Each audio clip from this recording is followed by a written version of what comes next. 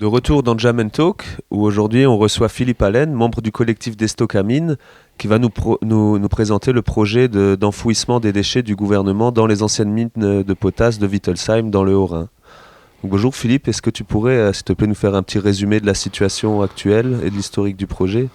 Bonjour Grégoire. Oui, ça va être difficile de faire un petit résumé parce que le dossier est long de 40 ans quasiment, 30 ans sûr.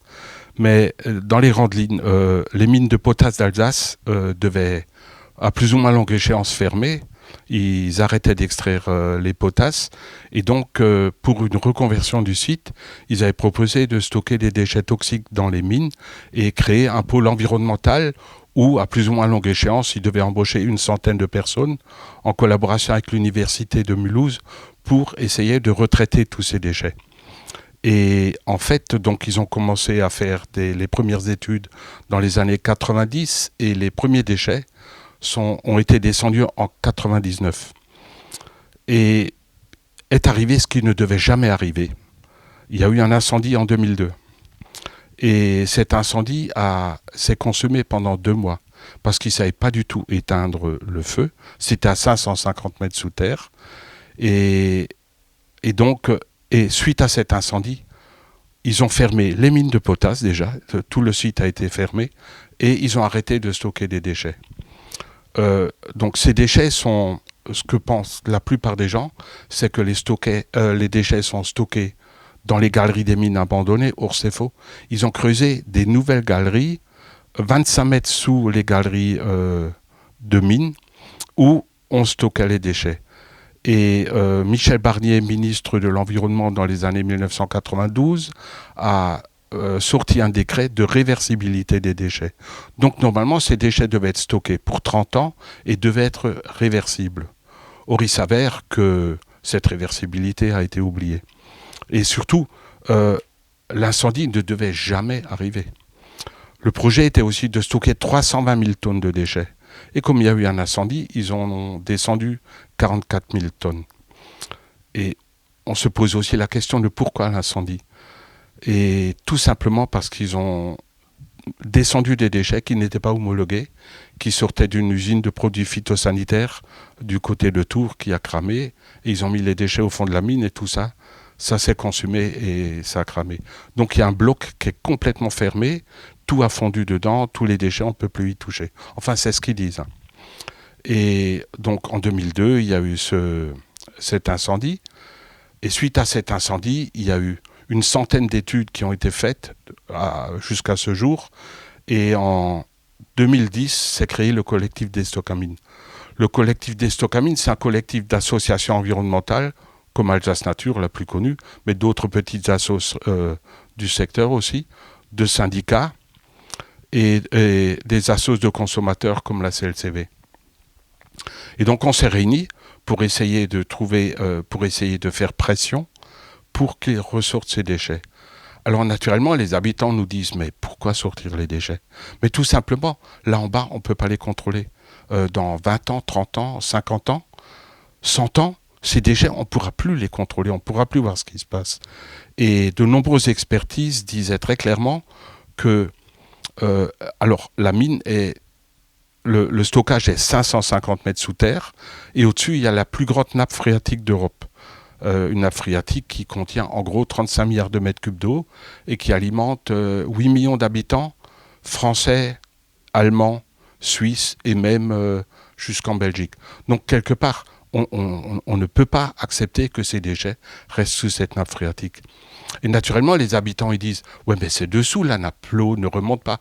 Eh bien si, c'est prouvé et de nombreuses expertises prouvent que l'eau remonte. Et par quel moyen ? Déjà, elle descend comment ? Automatiquement, dans le sol, il y a des fissures.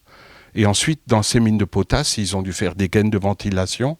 Et en gros, il y a, je crois, 130 gaines de ventilation qui ont été refermées, mais qui ont été pas toujours très bien fermées.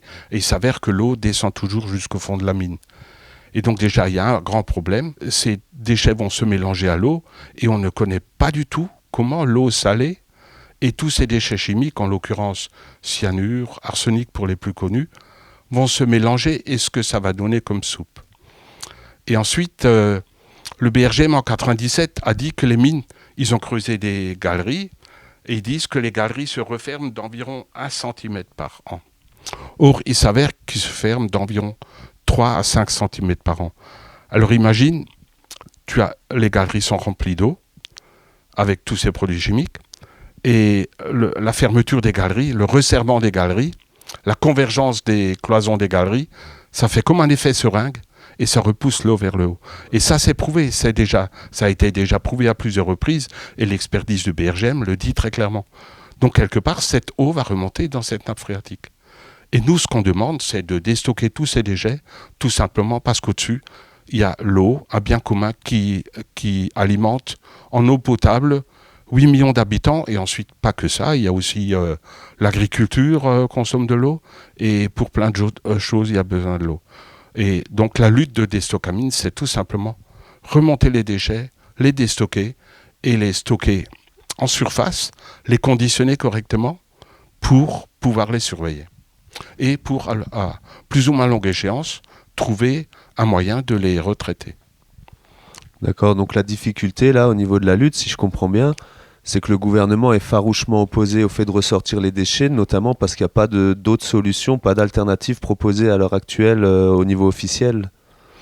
Alors, les premiers déchets qui ont été déstockés, donc entre 2014 et 2017, Madame Ségolène Royal, alors ministre de l'Environnement, a demandé à ce qu'on déstocke les déchets mercuriels, parce qu'il y avait en gros 2000 tonnes de déchets mercuriels. Alors pour la petite histoire, pour déstocker ces déchets mercuriels, ils ont déplacé plus de 5000 colis pour aller chercher les déchets, et ils ont remis les colis en place. Ce qui est une aberration totale. Ils auraient mieux fait de les remonter tout de suite et de les stocker en surface. Ces déchets mercuriels ont été stockés dans une mine allemande, ont été transférés dans une mine allemande. Mais pour nous, nous, association, on ne se voit pas dire on ne veut pas la mer d'ici, on l'envoie en Allemagne. Pour nous, c'est carrément inimaginable. Quelque part, ce qu'on demande, c'est de les stocker en surface, de les conditionner correctement et de pouvoir les surveiller. Et surtout, essayer de trouver un moyen de les traiter et d'en faire quelque chose. Et ce qu'on soupçonne aussi, le gouvernement ne veut pas sortir ces déchets, et c'est prouvé par les dernières affaires juridiques, on soupçonne qu'il y a des déchets là en dessous qui n'ont pas lieu d'être et qui ont été descendus de manière tout à fait illégale. Des déchets nucléaires notamment, c'est ça ? Alors, il y a des bruits qui courent, qui est des déchets militaires. Mais disons, il n'y a pas de preuve et on ne peut pas le prouver. En tous les cas, personne ne peut descendre dans la mine et donc on ne peut pas prouver s'il y a des déchets militaires, nucléaires ou quoi que ce soit. Mais il y a des bruits qui commencent à courir, comme quoi il y aurait des déchets militaires là en bas, oui. D'accord, ouais.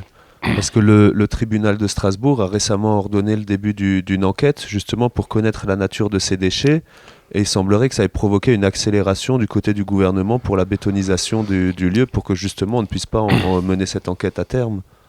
Alors l'accélération du gouvernement a commencé en juin 2021, quand la plainte a été déposée par Alsace Nature, une plainte contre X, justement pour connaître la qualité des déchets. Donc apparemment il y a eu triche, il y a eu manquement au sérieux du stockage des déchets. Et donc là déjà ça commençait à bouger au niveau gouvernemental. Et là où vraiment le gouvernement a bougé, c'est le 15 octobre 2021, la Cour d'appel administrative de Nancy a annulé l'arrêté préfectoral de 2017 de stockage illimité des déchets. Ils n'appellent pas ça confinement, ils appellent ça stockage illimité. Et cet arrêté a été annulé et très vite le gouvernement a fait appel à cet appel au Conseil d'État et ils ont introduit au niveau du projet de loi de finances 2022, mais vraiment en catimini, ils ont introduit un amendement pour alimenter financièrement la société MDPA pour finir le confinement des déchets. Or, cet amendement a été retoqué par le Conseil constitutionnel. Et là-dessus, ils ont demandé au préfet du Haut-Rhin, donc le 28 janvier de cette année, ils ont demandé au préfet du Haut-Rhin de refaire un arrêté préfectoral pour continuer les travaux et surtout pour refaire une étude pour le stockage illimité des déchets.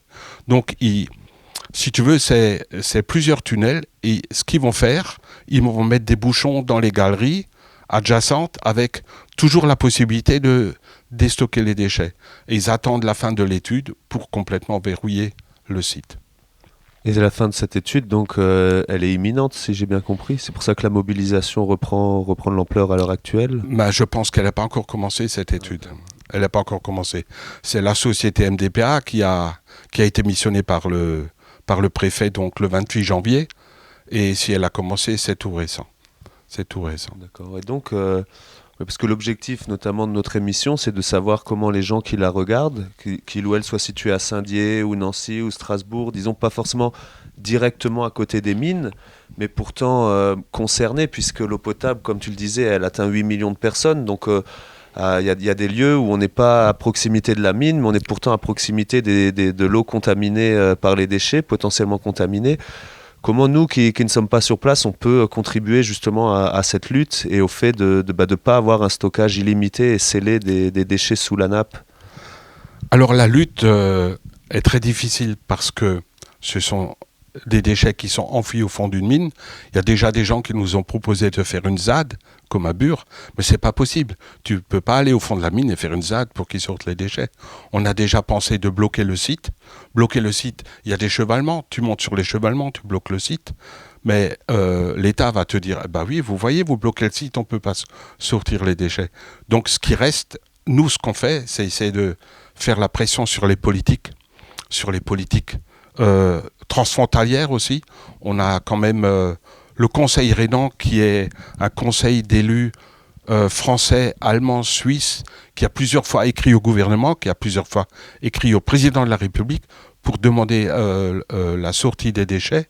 On a réussi les parlementaires allemands et les parlementaires européens, l'an dernier, ont écrit au président de la République pour lui demander de sortir les déchets. Ils ont même proposé, les Allemands ont proposé leurs services, parce qu'ils avaient des mines, donc ils ont des services miniers qui sont quand même relativement importants. Ils ont proposé leurs services pour aider à sortir les déchets. Aucune réponse du gouvernement. Donc il semblerait que la situation soit vraiment à l'heure actuelle verrouillée par le président et le gouvernement, malgré justement l'opposition des élus locaux, des élus transfrontaliers, de la population. Dans tout ça, moi ça m'évoque l'interview qu'on avait fait dans la précédente émission avec René-Lise de Vittel, de l'eau qui mord à Vittel, qui qualifiait la politique du gouvernement par rapport aux habitants du coin de néocolonial, voire de colonial, dans le sens où il y a des gens qui à Paris prennent des décisions en dépit des volontés des gens sur place, qui sont les principales personnes impactées. Comment est-ce que toi tu le vis? Est-ce que tu vois les choses aussi de cette manière? Néocolonial, c'est peut-être un peu fort. Je dirais que tout simplement, le gouvernement à Paris veut tout gérer, mais alors absolument tout.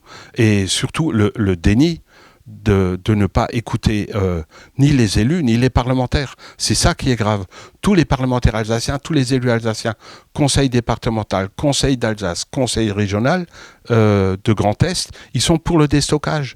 Et le président du conseil régional a proposé 3 sociétés qui sont prêtes à aller étudier un déstockage, mais la directrice de Stocamine leur interdit de descendre dans la mine pour effectivement vérifier ce qu'il y a en dessous. Elle leur interdit, elle l'a dit publiquement devant une commission de suivi de site, elle a dit « J'interdis à quiconque de descendre, sauf si le gouvernement me donne l'autorisation ».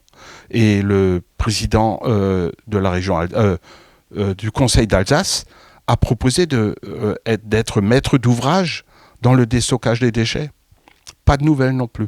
Il a écrit à plusieurs reprises à Madame Pompili et pas de nouvelles. C'est lettre morte. Donc quelque part, c'est une pression forte du gouvernement vis-à-vis des élus et des parlementaires. Et ça, je trouve que c'est intolérable. C'est des élus du peuple, hein. Ils ont tous été élus par les habitants alsaciens. Donc quelque part, ils représentent les habitants. Et la moindre des choses, c'est qu'on les écoute. Oui, c'est sûr. Hein. Surtout quand c'est relativement unanime comme avis. Ah oui, absolument, absolument. Et du coup, au niveau du collectif des Stocamines, quelle est votre stratégie par rapport à cette situation? Est-ce que vous essayez justement de jouer l'usure le temps que les mécanismes judiciaires se mettent en place pour interdire justement ce confinement? Alors déjà, il y a plusieurs recours. Donc il y a 3 recours contre l'arrêté préfectoral du 28 janvier qui vient de sortir là. Et il y a toujours encore cette plainte contre X qui est au tribunal avec ces gendarmes de l'environnement qui devraient descendre. Donc on mise beaucoup sur le juridique. Mais encore une fois, le juridique, c'est pas simple. Hein. Ouais. Et nous, quelque part, ce qui est bien, c'est qu'on nous invite, comme toi aujourd'hui, et on était à Bure, on était en Bretagne, pour faire connaître le dossier un peu dans toute la France. Et on a des soutiens bretons qui nous soutiennent bien, mais malheureusement, les habitants ne suivent pas trop. Nous, ce qu'on souhaiterait, c'est que les habitants suivent.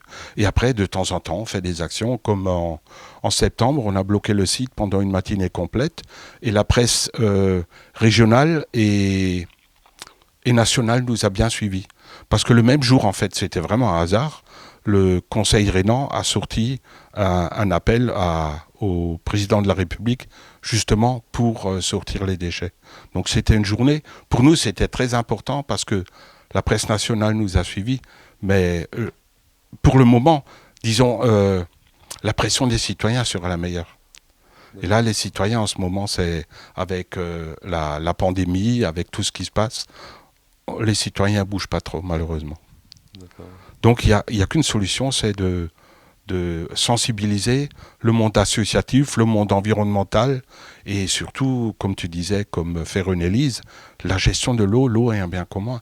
Là, il faut absolument qu'on ne gâche pas ce produit qui nous est absolument nécessaire à la vie des habitants, à la vie sur la planète en tous les cas. Et ça, on n'a pas le droit de le gâcher. Merci beaucoup Philippe pour cette présentation. On va maintenant retourner à la partie jam de notre émission. Donc si vous faites partie des 8 millions de citoyens ou citoyennes qui vivaient au-dessus de la nappe phréatique rhénane, si vous buvez de l'eau comme tout le monde, n'hésitez pas à rejoindre le collectif d'Estocamine, à lui apporter votre soutien, parce qu'on a vraiment besoin d'une mobilisation citoyenne. Et maintenant, place à la musique.